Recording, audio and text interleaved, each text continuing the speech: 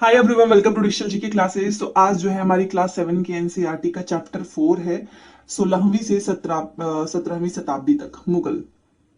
कल आप लोगों ने देखा होगा कि हमने बहुत सारे शासक के बारे में पढ़ा दिल्ली सल्तनत में।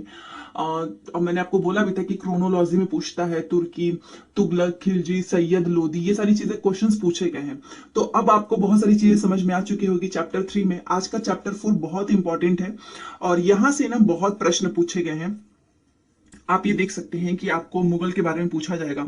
फिर जो है इब्राहिम लोदी ने जो पानीपत में हराया था, ये प्रश्न पूछा जाएगा। तो इसमें हर एक चीज आपको डिटेल में पढ़नी है। देखिए, आप में से कुछ लोग बोलते हैं कि आप प्रीवियस ईयर क्वेश्चंस करा दो। अगर मैं पहले ही प्रीवियस ईयर क्वेश्चंस करा दूंगी तो आप मुझे बताओ, क्या आपको सारे क्वेश्चंस के आंसर आएंगे? बिल्कुल भी नहीं ना, क्योंकि आपने एनसीईआरटी पढ़ी नहीं है। फिर आपके मन में सवाल उठेगा कि अरे मेरे से तो क्वेश्चन ही नहीं हो पा रहा है।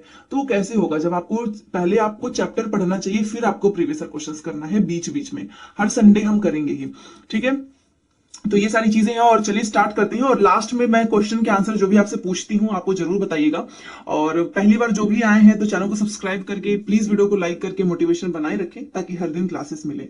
देखिए, 16वीं से 17वीं के बारे में आपको पढ़ना है और यहाँ पर वही कहानी ही लिखी हुई है कि जो बड़े बड़े क्षेत्र में जो भी लोग रहते थे उनकी संस्कृतियों में काफी चेंजेस थे, विविधताएं थी और वहां पे शासन करना भी कठिन था, ठीक है। मध्यकाल की बात हो रही है कि मध्यकाल में किसी भी शासक के लिए भारतीय उपमहाद्वीप जैसे बड़े बड़े क्षेत्र में शासन करना बहुत ही कठिन था। और अपने पूर्ववर्तियों के विपरीत मुगलों ने एक साम्राज्य की स्थापना की और वह कार्य पूरा किया जो अब तक केवल छोटी अवधियों के लिए ही संभव जो है पड़ता था। 16वीं सदी के उत्तरार्ध से इन्होंने दिल्ली और आगरा से अपने राज का विस्तार शुरू किया। 17वीं शताब्दी में लगभग संपूर्ण महाद्वीप पर अधिकार प्राप्त कर लिया। उन्होंने प्रशासन के ढांचे तथा शासन संबंधी विचार लागू किए।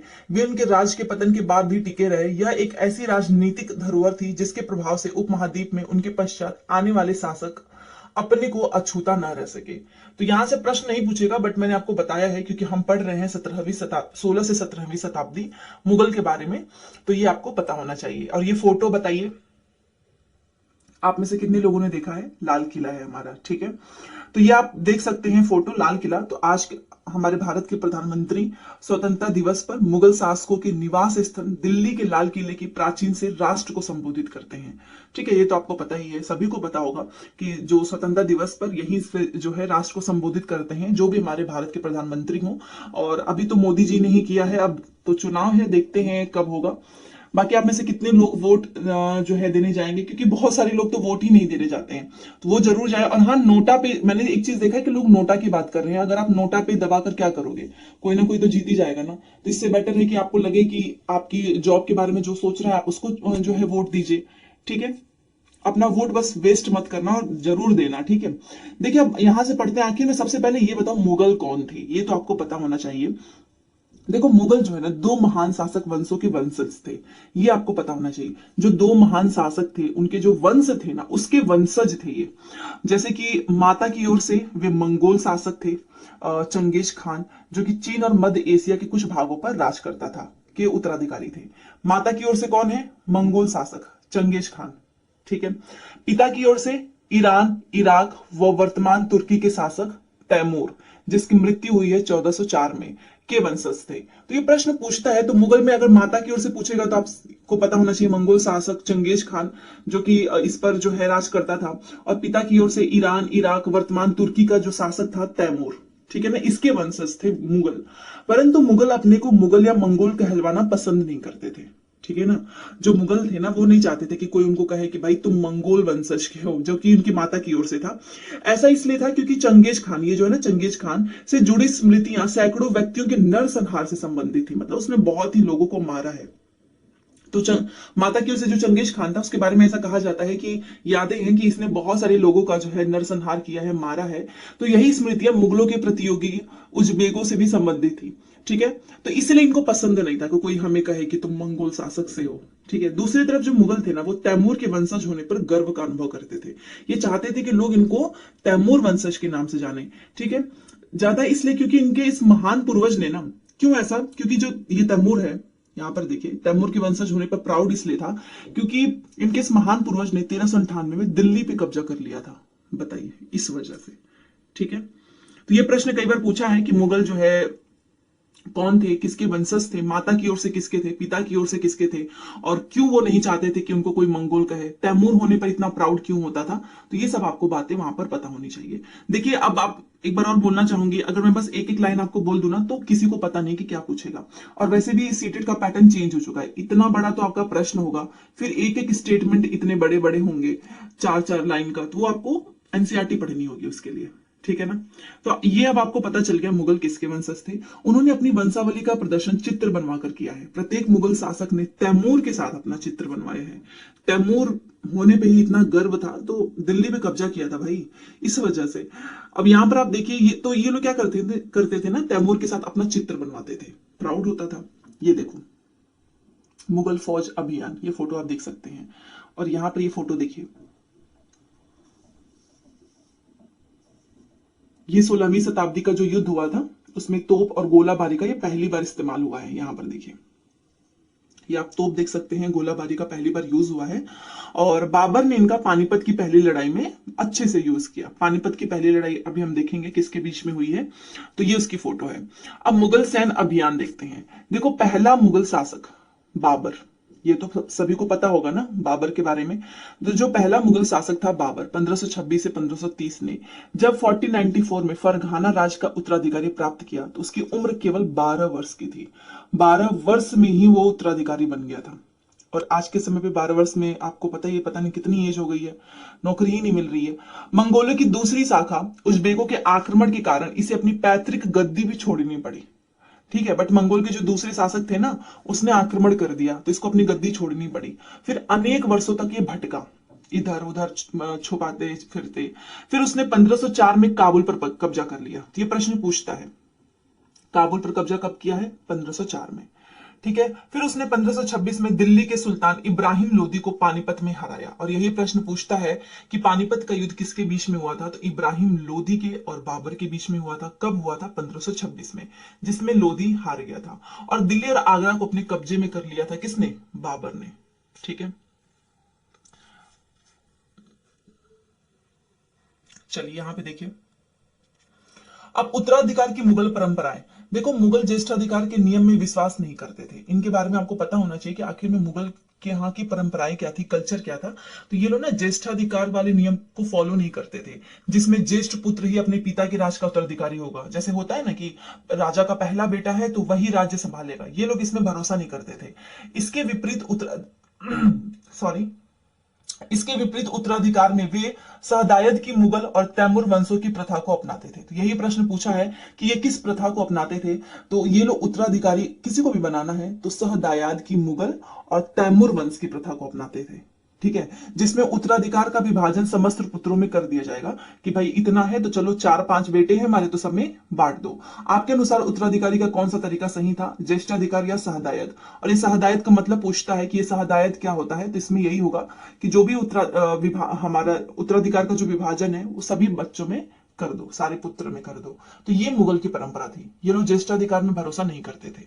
ठीक है, अब राजपूतों के साथ मुगलों की शादियां हुई हैं, जहां कि आप यहां पर देख सकते हो, जहांगीर की जो मां थी ना, कछवा की राजकुमारी थी, और वह अंबर अंबर के राजपूत शासक की पुत्री थी। शाहजहां की मां एक, आप यहां पर देखिए कि सब जो है राजपूतों के साथ उनकी शादियां हुई हैं। जो शाहजहां है, शाहजहां की मां एक राठौर राजकुमारी थी, वह मारवाड़ के राजपूत शासक की पुत्री थी। ठीक है, तो ये भी आपको याद रखना है, जहांगीर और शाहजहां से रिलेटेड। मुगल के अन्य शासकों के साथ संबंध देखिए, मुगलों ने उन शासकों के विरुद्ध लगातार अभियान किया है जिन्होंने उनकी सत्ता को स्वीकार करने से इनकार कर दिया। मतलब कि तुम मेरी बात नहीं मानोगे तो तुम्हारे साथ तो भाई लड़ाई होती रहेगी। जब मुगल शक्तिशाली हो गए तो अन्य कई शासकों ने खुद से बोला कि ठीक है, हम तुम्हारी सत्ता स्वीकार कर लेते हैं। राजपूत इसका एक अच्छा उदाहरण है। अनेकों ने मुगल घरानों में अपनी पुत्रियों का विवाह करके उच्च पद प्राप्त किया है। तो कई बार लोग डर भी जाते थे और फिर सोचते थे कि ठीक है भाई, एक उच्च पद प्राप्त कर लेते हैं। तो इसमें से बहुत सारे क्या करते हैं, अपनी पुत्रियों का विवाह मुगल घराने में कर लिए। अब शादी हो गई है तो भैया अच्छा खासा पद तो मिल ही जाएगा। परंतु बहुत सारे ऐसे भी थे जो इसका विरोध करते थे, जिन्हें ये बिल्कुल भी पसंद नहीं था। जिसमें से एक है मेवाड़ के सिसोदिया राजपूत। ठीक है, ये लंबे समय तक मुगल की सत्ता को स्वीकार नहीं किए, परंतु आपको पता है कि मुगल काफी शक्तिशाली हो गए थे। जब वे हारे तो मुगलों ने उनके साथ सम्मानीय व्यवहार किया और उन्हें उनकी जागीर, वतन जागीर के रूप में वापस कर दी। पराजित करने, ठीक है, पराजित करने परंतु अपमानित न करने के बीच सावधानी से बनाए गए संतुलन की वजह से मुगल भारत के अनेक शासक और सरदारों पर अपना प्रभाव बढ़ा पाए, परंतु इस संतुलन को हमेशा बरकरार रखना कठिन था। मतलब यहां पर देखो कितना पॉजिटिव इंपैक्ट किया। पहले तो ये सिसोदिया के जो राजपूत है ये एक्सेप्ट नहीं कर रहा था मुगल की सत्ता को। फिर ऑब्वियस सी बात है हार तो जाएगा ही, क्योंकि मुगल काफी स्ट्रांग थे। हारने के बावजूद भी मुगल ने क्या किया, बहुत ही रिस्पेक्ट वे में उनका जो जागीर है, जो वतन है, उसको वापस कर दिया। तो उसने क्या, हराया भी बट अपमानित नहीं किया। तो ये बैलेंस मेंटेन करके चलते थे, जिसकी वजह से ना ये इनका जो इम्पैक्ट है ना काफी तेजी से बढ़ा। ठीक है, बट ये बैलेंस हमेशा तो नहीं हो पाएगा, आपको भी पता है, एक शासक बदलेगा दूसरा आएगा। मनसबदार और जागीरदार, जैसे जैसे साम्राज्य में विभिन्न क्षेत्र सम्मिलित होते गए वैसे वैसे मुगलों ने तरह तरह के सामाजिक समूहों के सदस्यों को प्रशासन में नियुक्त करना आरंभ किया। शुरू शुरू में ज्यादातर जो सरदार हैं वो तुर्की थे, लेकिन अब इस छोटे समूह के साथ उन्होंने शासक वर्ग में ईरानी, भारतीय मुसलमान, अफगान, राजपूत, मराठे और अन्य समूहों को सम्मिलित किया। मुगलों की सेवा में आने वाले नौकर शाह जो है वो मनसबदार कहलाए। और यही प्रश्न पूछता है कि मनसबदार कौन होते हैं, तो मुगल की सेवा में जो आने वाले नौकर शाह हैं उन्हें कहते हैं मनसबदार। ठीक है, मनसबदार शब्द का प्रयोग ऐसे व्यक्तियों के लिए होता है जिन्हें कोई मनसब यानी कोई सरकारी हैसियत अथवा पद मिलता है। होंगे तो वो नौकरशाह ही ना मनसबदार, बट इनको कोई पद मिला होता है, सरकारी हैसियत अथवा पद। ठीक है, यह मुगलों द्वारा चलाई गई श्रेणी व्यवस्था थी, मुगल नहीं चलाया था, जिसके जरिए पहला पद था, दूसरा वेतन और तीसरा था सैन्य उत्तरदायित्व। ठीक है, निर्धारित किए जाते थे। पद और वेतन का निर्धारण जो है आपका जात की संख्या पर निर्भर था। याद रखना, पद और वेतन आपका जात की संख्या पर डिपेंड है। जात की संख्या जितनी अधिक होती थी, दरबार में अभिजात की प्रतिष्ठा उतनी ही बढ़ जाती थी। जितना ज्यादा जात की संख्या होगी, दरबार में प्रतिष्ठा भी उतनी ही बढ़ेगी और वेतन भी उतना ही अधिक होगा। तो ये वाला तो पूरा ही आपको याद करना है। ये पूरा स्टेटमेंट में पूछा है सबसे पहले, मनसबदार क्या होते थे, नौकरशाह, और ये ऐसे व्यक्तियों के लिए होता था जिनको कोई मनसब या फिर सरकारी हैसियत या फिर पद मिलता था। मुगलों ने श्रेणी व्यवस्था चलाई थी। ये पूछता है कि मुगलों की श्रेणी व्यवस्था क्या थी, तो पहला पद था, दूसरा वेतन था, तीसरा था सैन्य उत्तरदायित्व। इसमें पद और वेतन का निर्धारण आपकी जात की संख्या पर डिपेंड होगा। जात की संख्या जितनी ज्यादा, दरबार में प्रतिष्ठा भी उतनी ज्यादा और सैलरी भी उतनी ही अधिक। ठीक है, मैं आपको थोड़ा स्टोरी की जैसे यहां पर बताती हूँ, क्योंकि हिस्ट्री आपको रटने से ज्यादा समझना है, नहीं तो कितना ही रटोगे। जो सैन्य उत्तरदायित्व मनसबदारों को सौंपे जाते थे उसी के अनुसार उन्हें घुड़सवार रखने पड़ते थे, ये भी है। ठीक है, जो आपको सौंपा जाएगा मनसबदार, जो भी सैन्य उत्तरदायित्व, उसके अकॉर्डिंग आपको घुड़सवार रखने पड़ेंगे।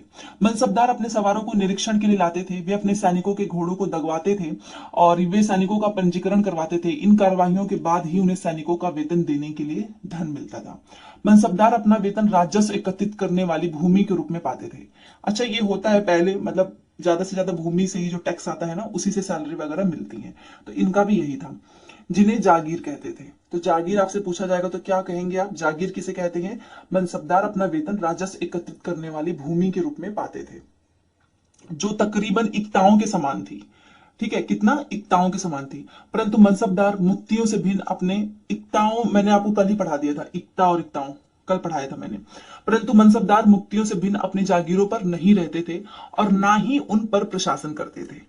ठीक है, उनके पास अपनी जागीरों से केवल राजस्व एकत्रित करने का अधिकार था। यह राजस्व उनके नौकर उनके लिए एकत्रित करते थे, जबकि वे स्वयं देश के किसी अन्य भाग में सेवारत रहते थे। ठीक है, ये फोटो आप देख सकते हो अपने सवारों के साथ, एक जो ये मनसबदार है वो अभियान पर निकला है। ठीक है, अकबर के शासन काल में ना इन जागीरों का सावधानी पूर्वक आकलन किया जाता था, और इसका ताकि इनका जो राजस्व है ना वो मनसबदार के वेतन के तकरीबन बराबर रहे। औरंगजेब के शासन काल तक पहुंचते पहुंचते स्थिति बदल गई। अब प्राप्त राजस्व मनसबदार के वेतन से बहुत कम था। मनसबदारों की संख्या में भी ज्यादा वृद्धि हुई, जिसके कारण उन्हें जागीर मिलने से पहले एक लंबा इंतजार करना पड़ता था। तो इन सभी कारणों से जागीरों की संख्या में कमी हो गई। फलस्वरूप कई जागीरदार जो है जागीर रहने पर यह कोशिश करते थे कि वे जितना राजस्व वसूल कर सकें कर लें। अपने शासनकाल के अंतिम वर्षों में औरंगजेब इन परिवर्तनों पर नियंत्रण नहीं रख पाया। इस कारण किसानों को बहुत ही ज्यादा प्रॉब्लम जो है फेस करनी पड़ी थी औरंगजेब के शासनकाल में। ठीक है, अब यहां पर है आपका जब्त और जमींदार, ये क्या होते हैं? देखो, मुगलों की आमदनी का जो मेन रिसोर्स था ना, वो किसान की उपज से ही था। ठीक है ना, वहां से जो भी पैदावार होती है उसका टैक्स वसूलते थे। अधिकतर स्थानों पर जो है किसान ग्रामीण कुलीनों यानी कि मुखिया या फिर सरदार के माध्यम से राजस्व देते थे। जो भी वहां पे स्थानीय सरदार है उसको वो राजस्व दे देंगे। समस्त मध्यस्थों के लिए, चाहे वे स्थानीय ग्राम के मुखिया हो या फिर शक्तिशाली सरदार हो, मुगल एक ही शब्द जमींदार का प्रयोग करता था। बट ऐसा नहीं है कि कोई मुखिया है कोई शक्तिशाली है तो उसको अलग अलग नाम से, नहीं, मुगल सबको एक ही वर्ड यूज करता था, मुगल जमींदार। ठीक है। उसी तरीके से अकबर का राजस्व मंत्री टोडरमल, ये प्रश्न पूछता है अकबर का राजस्व मंत्री का नाम क्या है, ये टोडरमल है, याद रखना। इसने 10 साल जो है की कालावधि के लिए कृषि की पैदावार, कीमत और कृषि भूमि का बहुत ही डिटेल में सर्वेक्षण किया है। किसने? टोडरमल ने। और इसी आंकड़ों के आधार पर प्रत्येक फसल पर नगद के रूप में जो टैक्स है, जो कर है, वो निश्चित कर दिया गया था, मतलब फिक्स कर दिया गया। प्रत्येक सूबे को, मतलब प्रांत को, राजस्व मंडलों में बांटा गया। हर एक प्रांत को राजस्व मंडल में बांटे और प्रत्येक की हर फसल के लिए राजस्व दर की अलग सूची बनाई गई। ये टोडरमल था, इसका काम ही था यही सब देखना, राजस्व मंत्री। इसने काफी इस पे जो है निरीक्षण भी किया है। तो इसने क्या किया, सब कुछ फिक्स कर दिया और प्रांत को बांट दिया राजस्व मंडल में। और हर एक प्रत्येक जो है प्रांत का हर एक फसल के लिए भी इसने राजस्व अलग अलग जो है बना दिया, उसकी सूची बनाई। राजस्व प्राप्त करने की इन व्यवस्था को ही कहते हैं जब्त। ठीक है। तो जब्त का मतलब मैंने कोई चीज जब्त कर ली, रख ली। राजस्व प्राप्त करने की व्यवस्था को कहते हैं जब्त। ये प्रश्न याद रखिएगा। और यह फोटो देख सकते हो, ये शाहजहां के राजकाल का एक आपको फोटो दिख सकता है। जहांगीर के समय के जो है भ्रष्टाचार को दिखाया गया है। यहाँ पर आप देख सकते हो कि ये जो एक भ्रष्ट अफसर है, ये देखिए वो रिश्वत ले रहा है। और यहीं पर आप देख सकते हो एक जो है कर लेने वाला अधिकारी गरीबों पर किस तरीके से अत्याचार कर रहा है। ठीक है। तो जब तक आपको पता चल गया क्या होता है, वही राजस्व लेने के लिए। यह व्यवस्था उन स्थानों पर प्रचलित थी जहां पर मुगल प्रशासनिक अधिकारी भूमि का निरीक्षण कर सकते थे और सावधानी पूर्वक उनका हिसाब रख सकते थे।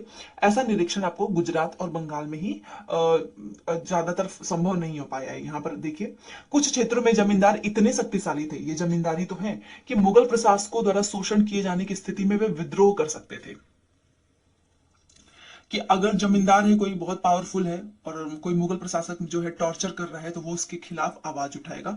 कभी कभी एक ही जाति के जमींदार और किसान मुगल सत्ता के खिलाफ ना मिलकर विद्रोह करते थे। मान लो कोई एक जाति के बहुत सारे लोग हैं, वो कहेंगे भाई ये तो बहुत गलत हो रहा है, चलो विद्रोह करते हैं। और 17वीं शताब्दी के आखिर में ऐसे किसान विद्रोहों ने मुगल साम्राज्य के स्थायित्व को चुनौती दी। ठीक है। तो जैसे जैसे 17वीं शताब्दी का अंतिम समय आया, किसान विद्रोहों ने मुगल साम्राज्य के स्थायित्व को चुनौती दी। क्योंकि आप सोचो, किसान के ही ऊपर सब कुछ डिपेंड था, राजस्व वगैरह, उनके साथ बहुत टॉर्चर होता था। आप यहाँ पर फोटो भी देख सकते हो, रिश्वत लेना, उनसे जबरदस्ती कर वसूलना। अब ये फोटो देखिए, ये है अबुल फजल से अकबर नामा लेता हुआ अकबर, ये रहा। और ये है अबुल फजल, अबुल फजल से अकबरनामा ले रहा है अकबर। अब ये क्या है देखते हैं। अकबरनामा और आईने अकबर, ये दो प्रश्न ऐसे बनते हैं जो कि मुझे ऐसा लगता है कि हर एग्जाम में पूछता है। तो देखो, अकबर ने अपने करीबी मित्र मित्र भी था और इसका दरबारी भी था, अबुल फजल, इसको आदेश दिया कि वह उसके शासनकाल का इतिहास लिखे, कि तुम भैया मेरे शासनकाल का इतिहास लिखो। तो अबुल फजल ने यह इतिहास 3 जिल्दों में लिखा है। तो सबसे पहले याद रखना कि जो अकबर के शासनकाल का इतिहास कितने जिल्द में है? 3। और ये पूछा हुआ है और इसका शीर्षक है अकबरनामा। ठीक है। तो ये अकबरनामा क्या है? अकबर के शासनकाल का इतिहास है। ठीक है। और जिसको लिखा है, किसने लिखा है? अबुल फजल ने। पूछता है कि अकबरनामा किसने लिखा है? अबुल फजल ने लिखा है। ये क्या है? तो ये अकबर के शासनकाल का इतिहास है। कितने जिल्द में है? तो ये 3 जिल्द में है। ठीक है। पहली जिल्द, इसमें अकबर के पूर्वज का बयान है। और प्लीज ये तो 100% पूछता है, ये लाइन बाय लाइन यहां से पूरा आपको याद रखना है। पहली जिल्द में क्या है बताओ, जल्दी से कमेंट में लिखो। अकबर के पूर्वज का बयान है। दूसरे में अकबर के शासनकाल की घटना है। और तीसरे जिल्द में है आईने अकबरी। चलो देखते हैं। पहले में है अकबर के पूर्वज का बयान, दूसरे में है, अब पूर्वज तो पहले आएंगे तो पहला रख देना, अकबर के शासनकाल की घटनाओं का है। और तीसरे में है आईने अकबरी। ठीक है। इस आईने अकबरी में क्या है? इसमें अकबर के प्रशासन, घराने, सेना, राजस्व, साम्राज्य के भूगोल का ब्यौरा मिलता है। तो आईने अकबरी पूछता है इसमें क्या है, तो अकबर का मतलब पूरा साम्राज्य से रिलेटेड है सब कुछ। इसमें समकालीन भारत के लोगों की परंपरा, संस्कृति का भी वर्णन है। आईने अकबरी का सबसे रोचक आयाम है वो है इसमें विविध प्रकार की आपको चीजें मिलेंगी, जैसे कि फसल, पैदावार, कीमत, मजदूरी, राजस्व का सांख्यिकी विवरण। ठीक है। तो ये अकबर ने अपने खुद के शासनकाल का इतिहास लिखवाया, अपने प्रिय मित्र और अपने दरबारी से अबुल फजल को आदेश दिया, जिसने लिख दिया 3 जिल्द में। ठीक है। पहला, दूसरा, तीसरा, तीनों याद रखना है। यहाँ पर आप देख सकते हो ये नूर जहां का फरमान है, और कितने लोग इसको पढ़ सकते हैं तो पढ़ के जरूर बताना क्या है ये फरमान। तो देखो, जहांगीर के दरबार पर नूर जहां का प्रभाव। मेहरुन्निसा ने 1611 में जहांगीर से विवाह किया। प्रश्न पूछता है कि जहांगीर की पत्नी का नाम क्या था, तो मेहरुन्निसा था, और उसे नूर जहां का खिताब मिला। समझ गए, नूर जहां का खिताब किसने दिया था? जहांगीर नहीं दिया था, मेहरुन्निसा को। नूर जहां जो है ना, हमेशा जहांगीर के प्रति काफी लॉयल थी और उसको समय समय पर सपोर्ट करती थी। तो नूर जहां के सम्मान में जहांगीर ने चांदी के सिक्के जारी किए, और प्यार से अपने मेहरुन्निसा को नूर जहां बोलता था, जिनमें एक और स्वयं के खिताब उत्कीर्ण थे और दूसरी ओर यह वाक्य रानी बेगम नूर जहां के नाम से गढ़ा हुआ। ठीक है। नूर जहां जो है, बाईं ओर दिया गया दस्तावेज नूर जहां द्वारा जारी किया गया आदेश है। चौकोर मोहर बताती है उद्दात और महान महारानी नूर जहां बादशाह बेगम का आदेश। ठीक है। आपको बस इतना याद रखना है, ये नहीं कि ये नूर जहां कौन है, मेहरुन्निसा ही है, और जहांगीर से इनका विवाह हुआ था, और इन्हीं के सम्मान में जो है जहांगीर ने चांदी के सिक्के जारी करवाए थे। बस इतना आपको याद रखना है। ठीक है। और ये आप देख सकते हैं, सुलह कुल पूछता है ये किसकी नीति थी, तो याद रखना अकबर की सुलह कुल की नीति थी। अकबर की नीति थी सुलह कुल, और इसका उनके पुत्र जहांगीर ने इस प्रकार वर्णन किया है, जिसको उसने आगे फॉलो किया है। ठीक है। तो बस ये याद रखना है कि सुलह कुल की नीति किसकी थी, अकबर की थी, और जहांगीर ने इसका वर्णन किया है। यहां पर आप देख सकते हो। ये पूछता तो नहीं है, सुलह कुल का मतलब ये था सार्वत्रिक शांति होनी चाहिए सुसंगत तरीके से। ठीक है। अब ये देखिए, 17वीं शताब्दी में और उसके पश्चात क्या हुआ था मुगल का। देखो, मुगल साम्राज्य की प्रशासनिक और सैनिक कुशलता के फलस्वरूप आर्थिक और वाणिज्यिक समृद्धि में वृद्धि हुई थी। विदेशी यात्रियों ने इसे वैसा धनी देश बताया जैसा कि किस्से कहानियों में हमें पढ़ने को मिलता है, परंतु यही यात्री इसी प्रचुरता के साथ मिलने वाली दरिद्रता को देखकर विस्मित रह गए। ऐसा नहीं कि सब अमीर ही थे, बहुत सारे दरिद्रता को देखकर भी काफी जो है परेशान हो गए, क्योंकि सामाजिक असमानताएं साफ दिखाई पड़ती थी। शाहजहां के शासनकाल के 20वें वर्ष के दस्तावेजों से हमें पता चलता है कि ऐसे मनसबदार जिनको उच्चतम पद प्राप्त था कुल 8000 में से 445 ही थे। कुल मनसबदारों की छोटी सी संख्या 5.6% को ही साम्राज्य के अनुमानिक राजस्व का 61.5% स्वयं उनके व उनके सवारों के वेतन के रूप में दिया जाता था। सोचिए, बस कुछ लोगों को मिलता था। मुगल सम्राट और उनके मनसबदार अपनी आय का बहुत बड़ा भाग वेतन और वस्तुओं पर लगा देते थे। ठीक है। और इस खर्चे से शिल्पकार और किसानों को लाभ होता था, चूंकि वे वस्तुएं और फसल की पूर्ति करते थे, परंतु राजस्व का भार इतना था कि प्राथमिक उत्पादक किसान शिल्पकार के पास निवेश के लिए बहुत ही कम पैसा बचता था। इनमें से जो बहुत गरीब थे, मुश्किल से ही वो पेट भर पाते थे। तो ऐसा नहीं कि सब बड़े अच्छे अच्छे ही थे, अमीर अमीर ही थे, बहुत लोग गरीब भी थे। वे उत्पादन शक्ति बढ़ाने के लिए अतिरिक्त संसाधनों में औजार और अन्य वस्तु में निवेश करने की बात सोच भी नहीं सकते थे। ऐसी अर्थव्यवस्था में ज्यादा धनी किसान, शिल्पकारों के समूह, व्यापारी और महाजन ज्यादा लाभ उठाते थे। ठीक है। मुगलों के कुलीन वर्ग के हाथों में ना बहुत धन और संसाधन था, जिनके कारण 17वीं सदी के अंतिम वर्षों में वे काफी ज्यादा पावरफुल हो गए थे। कुलीन वर्ग के ही पास सब कुछ था। जैसे जैसे मुगल सम्राट की सत्ता पतन की ओर बढ़ती गई, वैसे वैसे विभिन्न क्षेत्रों में सम्राट के सेवक स्वयं ही सत्ता के शक्तिशाली केंद्र बनने लगे। भैया, जो सेवक था वही अपने आप को बोलने लगा कि हम है इस सत्ता के शक्तिशाली इंसान। ठीक है। इनमें से कुछ ने नए वंश स्थापित कर लिए और हैदराबाद एवं अवध जैसे प्रांतों में अपना कंट्रोल जमा लिया। ठीक है। इस तरह धीरे धीरे मुगल का भी पतन होता गया। यद्यपि वे दिल्ली के मुगल सम्राट को स्वामी के रूप में मान्यता देते रहे, तथापि 18वीं शताब्दी तक साम्राज्य के कई प्रांत अपनी स्वतंत्र राजनीतिक पहचान बना चुके थे। ठीक है, अपना खुद का। तो ये था, हमने देखा बाबर, अकबर और मुगल के ही बारे में हमने सारी चीजें डिटेल में पढ़ी हैं। अब यहां से कल तो मैंने सारे ही आंसर दे दिए थे, अब आप मुझे बताओ, मिलाओ, मनसब, मंगोल, सिसोदिया राजपूत, राठौर राजपूत, नूरजहां। बताइए, मंगोल आप बताओ। इसमें से नूरजहां तो अभी हमने देखा, मेहरुनिसा, जहांगीर इनको प्यार से नूरजहां बोलते थे, और चांदी की सिक्के भी इनके जो है इनके सम्मान में जो है उस समय जारी किया गया था। उसके बाद से यहां पर आपको दिख जाएगा मनसब। ये क्या है? एक पद है। ठीक है। अब मंगोल बच गया है, तो मंगोल आपका है ये उज्बेक। अब सिसोदिया राजपूत और राठौर राजपूत, इसमें से बताओ ये कहाँ के हैं? मारवाड़ का कौन सा है, मेवाड़ का कौन सा है? ये दोनों बाकी है, बस इसको आपको करना है। ठीक है, बाकी ये सारे क्वेश्चंस आप डिस्कस कर लेना। यहाँ के कुछ प्रश्न उतने इंपॉर्टेंट यहाँ पे नहीं है, बट मैं आपसे पूछना चाहूंगी। सबसे पहले तो आप मुझे ये बताओ कि सुलह कुल की नीति किसकी थी, ये प्रश्न पूछा हुआ है, सुलह कुल की नीति। दूसरा प्रश्न मैं आपसे पूछूंगी कि ये बताइए जो अकबरनामा है इसमें क्या मिलता है, किसके बारे में लिखा गया और किसने लिखा है अकबरनामा, और इसके कितने जिल्द हैं, 1 2 3, तीनों जिल्द का उसके बारे में आप मुझे बताना। ये प्रश्न पूछा हुआ है। मुगल में जो है मुगल जो वंश था उसके माता की ओर से कौन था और पिता की ओर से कौन था, वंश का नाम बताओ।